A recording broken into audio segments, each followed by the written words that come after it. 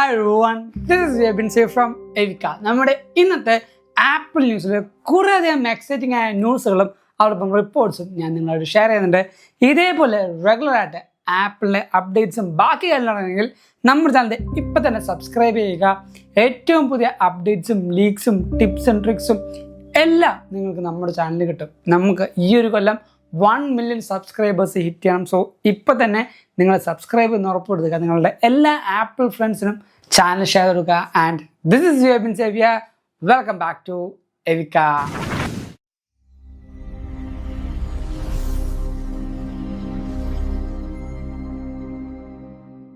ഒന്നാമത്തെ കാര്യം, നമുക്ക് ഈ ഒരു കൊല്ലം കുറേയധികം പ്രൊഡക്റ്റുകൾ വരുന്നുണ്ട്.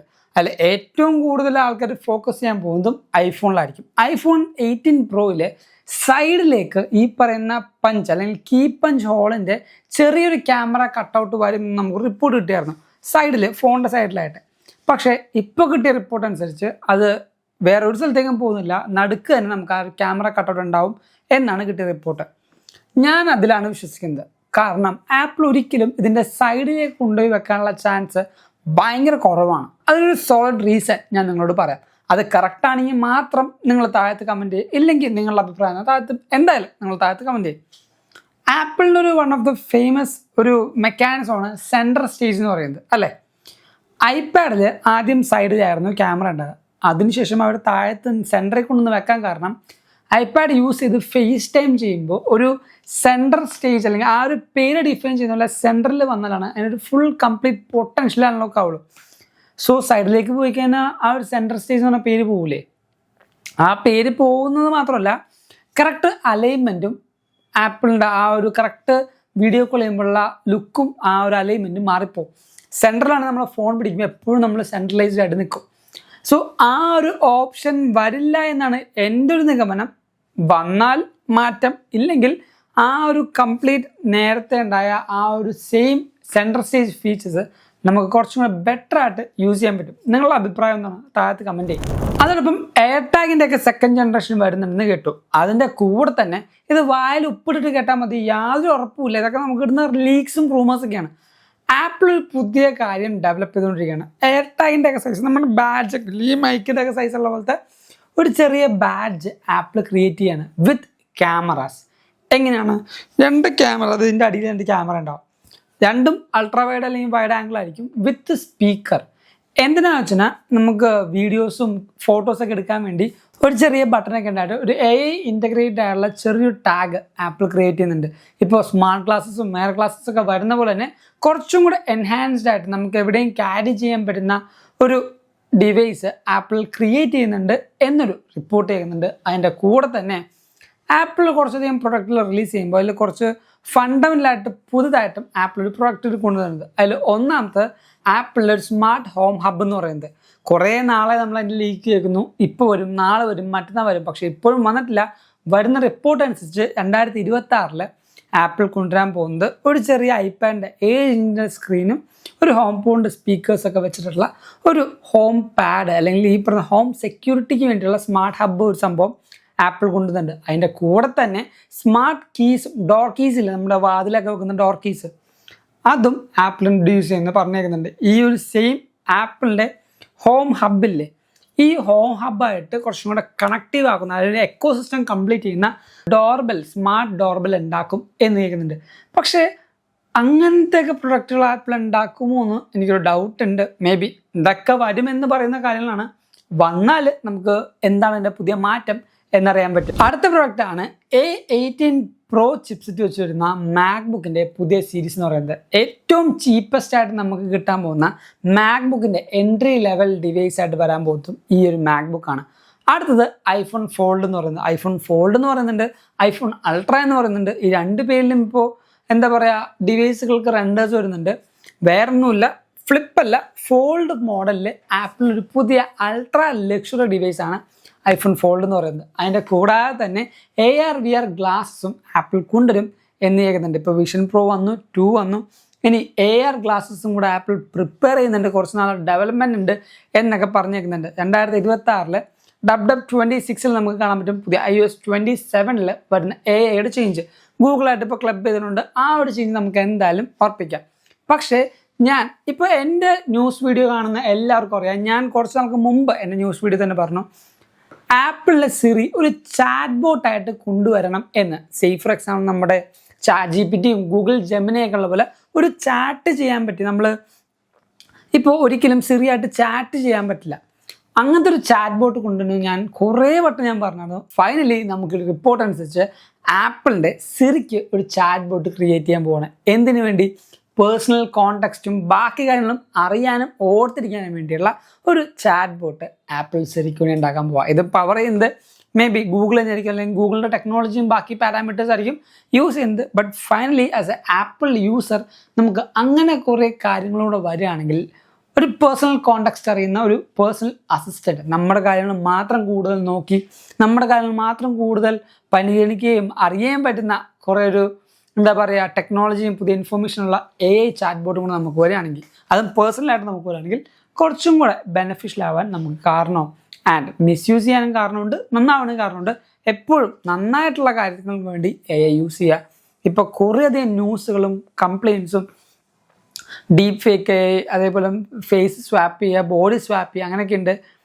ഈ വീഡിയോ കാണുന്ന പിള്ളേരായിക്കോട്ടെ അഡൾട്ട് ആയിക്കോട്ടെ, പിള്ളേരായിരിക്കും ചിലപ്പോൾ നമ്മളൊരു എന്താ പറയുക ഈ യങ്ങർ ജനറേഷന് ഭയങ്കര ടെക്നോളജി ആയിട്ട് ഇഷ്ടം ഉണ്ടാവും, അല്ലെങ്കിൽ ഒരു കമ്പം ഉണ്ടാവും. പക്ഷെ പൊന്നു മക്കളെ ഒരിക്കലും AI യൂസ് ചെയ്തുകൊണ്ട് വേണ്ടാത്ത കാര്യങ്ങളൊന്നും ചെയ്യരുത്.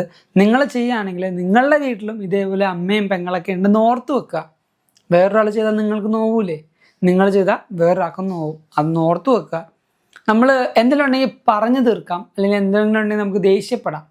പക്ഷെ ഒരിക്കലും ഒരാളുടെ അനുവാദം ഇല്ലാതെ അവരുടെ ഫോട്ടോ മോർഫ് ചെയ്യാനോ അല്ലെങ്കിൽ അതോടൊപ്പം തന്നെ ഈ പറയുന്ന ബോഡി സ്വാപ്പിംഗ്, വൾഗറായ ഇമേജസ് ഉണ്ടാക്കുക, അങ്ങനെ ഒന്നിനും AI യൂസ് ചെയ്യരുത്. AI എന്ന് പറയുന്നത് നമ്മുടെ വർക്ക് കുറച്ചും കൂടെ ഈസി ആക്കാനുള്ള ടൂള് മാത്രമാണ്. അല്ലാതെ നമ്മുടെ വർക്ക് നമുക്ക് വേറൊരു പണി കിട്ടാനോ അതോടൊപ്പം നമുക്ക് വേറൊരാൾക്ക് പണി കൊടുക്കാനോ AI യൂസ് ചെയ്യരുത്. നല്ല കാര്യങ്ങൾക്ക് വേണ്ടി ടെക്നോളജി എപ്പോഴും യൂസ് ചെയ്യാം. ആൻഡ് വേറൊരു ഡിവൈസ് iPhone 17e എന്ന് പറയുന്നതാണ്. ഒരു ക്യാമിയ റോൾ വേണ്ട, ഇടയ്ക്കിടയ്ക്ക് ഒരു ക്യാമിയ റോൾ ഇങ്ങനെ കയറി പോട്ടാ, പേടിക്കണ്ട. ക്യാമിയ ഞാൻ കാശ് കൊടുത്ത് വരുത്തി വെച്ചേക്കാം, ഞാൻ ഇതേ പോകണം. അതിന് ഞാനിപ്പോൾ ഒന്നും ചെയ്യാറില്ല, ഇടയ്ക്ക് ഇങ്ങനെ വന്നിട്ട് പോകുമല്ലോ, അപ്പോൾ ഇരിക്കട്ടെ എന്ന് ചോദിച്ചു. 17e എന്ന് പറഞ്ഞ ഡിവൈസ് വരുന്നുണ്ട്. 17e ബഡ്ജറ്റ് ഫ്രണ്ട്ലി ആയ ഒരു പുതിയ iPhone സീരീസ്. ഇതിൽ കുറച്ചധികം മാറ്റങ്ങൾ ആപ്പിൾ കൊണ്ടുവരുന്നുണ്ട്. ഒന്നാമത്തെ ഡൈനാമിക് ഐലൻഡ് കൊണ്ടുവരും എന്നൊരു റിപ്പോർട്ടുണ്ട്. കഴിഞ്ഞ വട്ടം നോച്ചായിരുന്നു, ഈ വട്ടം ഡൈനാമിക് ഐലൻഡാണ്. അതോടൊപ്പം തന്നെ നിങ്ങൾക്ക് ഏറ്റവും പുതിയ ക്യാമറ സെൻസർ iPhone 17 ഉപയോഗിച്ച ക്യാമറ സെൻസർ, ഒരു സ്ക്വയർ ഷേപ്പ് ക്യാമറ സെൻസറും iPhone 17e വരും എന്ന് കേൾക്കുന്നുണ്ട്. സോ ബഡ്ജറ്റ് ഫ്രണ്ട്ലി ആയിട്ട് എടുക്കാൻ വേണ്ടി പ്ലാൻ ചെയ്യുന്ന വ്യക്തിയാണെങ്കിൽ ഇപ്പോൾ ആ ഡിവൈസ് എടുക്കണ്ട, ഒന്ന് മാർച്ച് വരെ ഒന്ന് വെയിറ്റ് ചെയ്യാൻ പറ്റുമെങ്കിൽ വെയിറ്റ് ചെയ്യുക. കാരണം പുതിയ ഡിവൈസ് വരുന്നുണ്ട് തന്നെ നിങ്ങൾക്ക് അതിൽ എന്തെങ്കിലും ഒരു അഡീഷണൽ ആയിട്ട് ഈ ക്യാമറ സെൻസറും ഡൈനാമിക് എല്ലാം ഉണ്ടെങ്കിൽ നിങ്ങൾ 17 17 Pro എടുത്ത് കാശുള്ളേണ്ട. ആസ് എ ബിഗിനർ എപ്പോഴും ഞാൻ പ്രിഫർ ചെയ്യുന്നത് 17e ആണ്. 16e അല്ല, 17e ഈ മാറ്റം കൊണ്ടാണെങ്കിൽ നിങ്ങൾക്കത് എടുക്കാം. അതോടൊപ്പം ഏറ്റവും ഹാപ്പി ആയിട്ട് വന്ന ഒരു ന്യൂസ് ആയിരുന്നു, ആപ്പിൾ പേ ഫൈനലി ഇന്ത്യയിലേക്ക് വരുന്നുണ്ട്. പക്ഷേ ഈ ഒരു കാര്യം കേട്ടപ്പോൾ ഞാനും നിങ്ങളെപ്പോലെ ഹാപ്പിയായി. അതിനുശേഷം കുറച്ചധികം കാര്യങ്ങൾ വായിച്ചപ്പോഴാണ് അത്രയും സന്തോഷകരമായിട്ടില്ല എന്ന് മനസ്സിലാക്കിയത്. എന്താണെന്ന് ചോദിച്ചാൽ ആപ്പിൾ പേ നമുക്കറിയാവുന്ന പോലെ ഇപ്പോൾ വാച്ച് ഉള്ളവർക്ക് ടാപ്പ് ടു പേ ഉണ്ട്, ഫോൺ ഉള്ളവർക്ക് ടാപ്പ് ടു പേ ഉണ്ട്. അതാണ്ട് നമുക്ക് ആപ്പിൾ യൂസേഴ്സിന് ഐഫോൺ ടു ഐഫോൺ നമുക്ക് ക്യാഷ് വരെയും ഈ പറഞ്ഞ ആപ്പിൾ പേയിൽ ടാപ്പ് ടു ഷെയർ ചെയ്യാൻ പറ്റും. പക്ഷേ ഇതിനൊക്കെ ഏറ്റവും അടിസ്ഥാനമായിട്ട് വേണ്ടത് ഗവൺമെൻറ് സപ്പോർട്ടും ഇവിടെ ഇപ്പോൾ എക്സിസ്റ്റിംഗ് ആയിട്ടുള്ള ബാങ്കിൻ്റെ സപ്പോർട്ടുമാണ്. മനസ്സിലായോ? ഗവൺമെൻറ് സപ്പോർട്ടില്ലാതെ ഒരിക്കലും ആപ്പിൾ പേന് ഇന്ത്യയിൽ ലോഞ്ച് ചെയ്യാൻ പറ്റില്ല. അതിപ്പോൾ റെഡിയാക്കിയെന്ന് വിചാരിച്ചാലും ആക്സിസ് ബാങ്ക്, HDFC ബാങ്ക്, ഇക്കിക്കി ബാങ്ക്, ICICI ബാങ്ക്, അങ്ങനെ കുറേയധികം ബാങ്കുകൾ നമ്മുടെ നാട്ടിലുണ്ട്. ഈ ബാങ്കുകളെല്ലാം ആപ്പിൾ പേയുടെ ബാക്കി സെർവേഴ്സും ബാക്കി ഡീറ്റെയിൽസും എല്ലാം അതായിട്ട് കണക്ട് ചെയ്യണം. ഇപ്പോൾ യൂഷ്വലി നമ്മൾ UPI പേയ്മെൻറ്റ് ചെയ്യില്ലേ, അതായത് ഫോൺ പേ, GPay ഒക്കെ ചെയ്യില്ലേ. അപ്പോൾ ഈ പറയുന്ന ബാങ്കിങ് ഡീറ്റെയിൽസിൻ്റെ ബാക്കി കാര്യങ്ങളൊക്കെ ഗൂഗിൾ സെർവേഴ്സിലേക്ക് പോയി, അത് പിന്നെ ബാങ്കിങ് സെർവേഴ്സിലേക്ക് പോയി, അതിനുശേഷം നമ്മുടെ മെർച്ചൻറ്റ്, അങ്ങനെ കുറേയധികം സ്റ്റെപ്സ് കഴിഞ്ഞിട്ടാണ് നമ്മളിപ്പോൾ ചെയ്യുന്ന ബാങ്കിങ് പേയ്മെൻറ്റ് സക്സസ്ഫുൾ ആവുന്നത്. പക്ഷേ ആപ്പിൾ പേയിൽ കാര്യങ്ങൾ നേരെ ഫ്ലിപ്പാണ്. അതായത് ഇപ്പം ഞാൻ ഒരു കടയിൽ വന്നു, അല്ലെങ്കിൽ നിങ്ങൾ എൻ്റെ കടയിൽ വന്നിട്ട് ഒരു സാധനം വാങ്ങിച്ചു, ആപ്പിൾ പേ ചെയ്തു.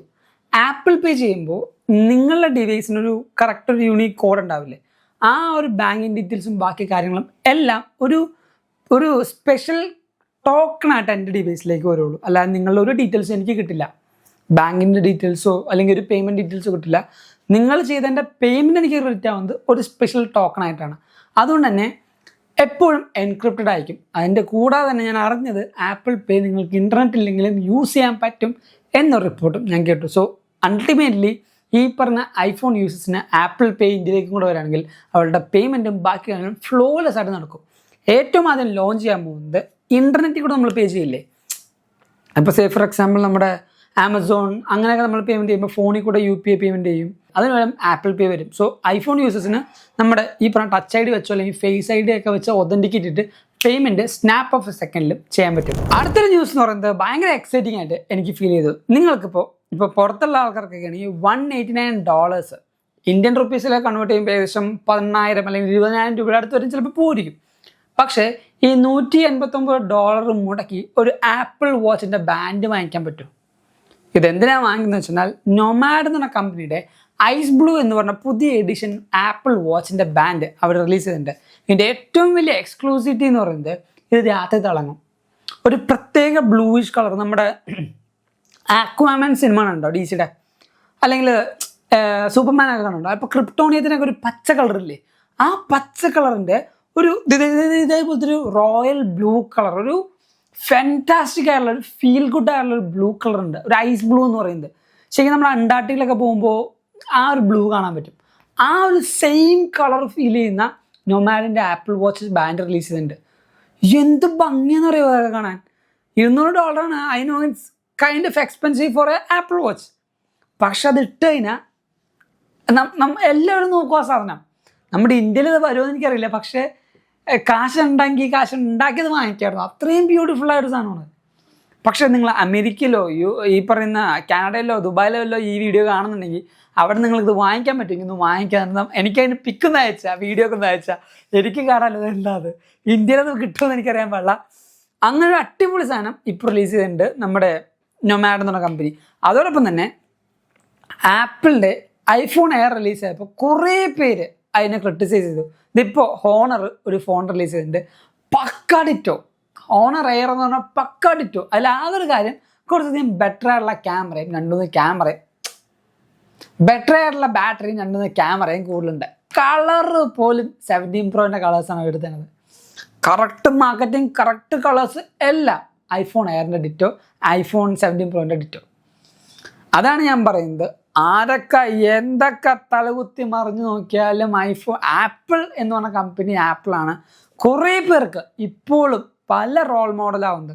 പല കാര്യങ്ങൾക്കും ആപ്പിൾ പിന്നോക്കം വരുന്നുണ്ടെങ്കിൽ പോലും ഡിസൈൻ വൈസ് ആയിക്കോട്ടെ, അല്ലെങ്കിൽ എന്തെങ്കിലും പുതിയ പുതിയ ചേഞ്ചസ് ആയിക്കോട്ടെ, ഒരു നെഗറ്റിവിറ്റി അത് പോസിറ്റീവ് ആക്കാൻ ആപ്പിളിന് പറ്റും. അതായത് ഡൈനാമിക് ഐലൻഡ് വന്നപ്പോൾ ഒരു പിൽ ഷേപ്പ് കട്ടൗട്ട് അവിടെ വന്നു. ഇത്രയും നാൾ നമ്മൾ കണ്ടുവരുന്ന എല്ലാ ഡിസ്പ്ലേയും മാക്സിമം അണ്ടർ സ്ക്രീൻ ആക്കുന്നു, കീ പഞ്ചിൻ്റെ അല്ലെങ്കിൽ പഞ്ച് ഹോൾ ആക്കുന്നു, ക്യാമറയുടെ സൈസ് കുറക്കുന്നു. അത്രയും കഷ്ടപ്പെട്ട ആൾക്കാർ ചെറുതാക്കും തോറും ആപ്പിൾ ആ ഒരു പിൽ ഷേപ്പ് കട്ടൗട്ടോടെ വെച്ചിട്ട് ഡൈനാമിക് ഐലൻഡ് എന്ന് പറഞ്ഞാൽ ഏറ്റവും എക്സ്ട്രോർഡിനറി ഒരു ഫീച്ചർ കൊണ്ടുവന്നു. അതാണ് ഒരു ക്രിയേറ്റിവിറ്റി എന്ന് പറയുന്നത്. ഞാൻ ഒരിക്കലും ആപ്പിളിനെ സപ്പോർട്ട് ചെയ്ത് പറയല്ല. ആസ് എ ആർട്ടിസ്റ്റ്, നിങ്ങളിപ്പോൾ ഒരു ആർട്ടിസ്റ്റ് ആണെങ്കിൽ നിങ്ങൾക്ക് മനസ്സിലാവും, ഒരു നെഗറ്റീവായ കാര്യത്തിനെ പോലും ഒരു ആർട്ടിസ്റ്റിന് അത് നെഗറ്റീവ് എന്ന് പോസിറ്റീവിലേക്ക് ആക്കാനുള്ള ഒരു കഴിവുണ്ടാവും. ആ ഒരു കഴിവ് ആപ്പിളിൻ്റെ PR ടീമിലോ ഡിസൈൻ ടീമിലോ ആർക്കെങ്കിലും ഉണ്ടാവും. അതുകൊണ്ടാണ് ആ ഒരു സംഭവം ഇത്രയും ബ്യൂട്ടിഫുള്ളായിട്ട് വന്നിരിക്കുന്നതും പല കമ്പനിക്കാർ ഇപ്പോഴും യൂസ് ചെയ്യുന്നതും അതല്ലെങ്കിൽ അതിനെ ഇൻസ്പയർ ചെയ്തെടുക്കുന്നതും. സോ ആപ്പിൾ എല്ലാം നല്ലതെന്ന് ഞാൻ പറയില്ല, പക്ഷേ അത്രമാത്രം കാര്യങ്ങളൊക്കെ നന്നായിട്ട് വരുത്തുന്നുണ്ട്. ആസ് എ ആപ്പിൾ കൺസ്യൂമർ എനിക്കും കുറേയധികം കാര്യങ്ങൾ ആപ്പിൾ ഇഷ്ടമാണ്. സോ നിങ്ങൾക്ക് ഈ ഒരു ന്യൂസ് ഫീൽഡിൽ ഏറ്റവും ഇഷ്ടപ്പെട്ട ന്യൂസ് അതിന് തൊട്ടത് കമൻറ്റ് ചെയ്യുക. അതുകൂടാതെ തന്നെ നമ്മുടെ ചാനലിൽ ഈ ഒരു കൊല്ലം 1 million സബ്സ്ക്രൈബേഴ്സ് അടിക്കണം. 1 million it's a long way to run, but still നിങ്ങളുണ്ടെങ്കിൽ നമുക്കത് സാധിക്കും. ഇപ്പം തന്നെ സബ്സ്ക്രൈബ് ചെയ്യുക. എല്ലാ ആപ്പിൾ കൂട്ടുകാരനും മറന്നു പോകാതെ നമ്മുടെ ചാനൽ സബ്സ്ക്രൈബ് ചെയ്യാൻ വേണ്ടി ഷെയർ കൊടുക്കുക, വീഡിയോസ് ഷെയർ കൊടുക്കുക. ഇൻസ്റ്റാഗ്രാമിൽ കൂടെ ഫോളോ ചെയ്യുകയാണെങ്കിൽ പുതിയ പുതിയ ടിപ്സും ഹിഡൻ ആപ്സും റീൽസും ടിപ്സും ട്രിക്സും വാൾപേപ്പേഴ്സും എല്ലാം നിങ്ങൾക്ക് ഇൻസ്റ്റാഗ്രാമിൽ നിന്ന് കിട്ടും. ഇപ്പോൾ തന്നെ നമ്മുടെ ഇൻസ്റ്റാഗ്രാം പേജ് ഫോളോ ചെയ്യുക. തൊട്ടതാകത്ത് ഞാൻ ഡിസ്ക്രിപ്ഷൻ ബോക്സിൽ കൊടുത്തിട്ടുണ്ട്. And thank you so much for watching this video. This is Evin Xavier signing from എവിക.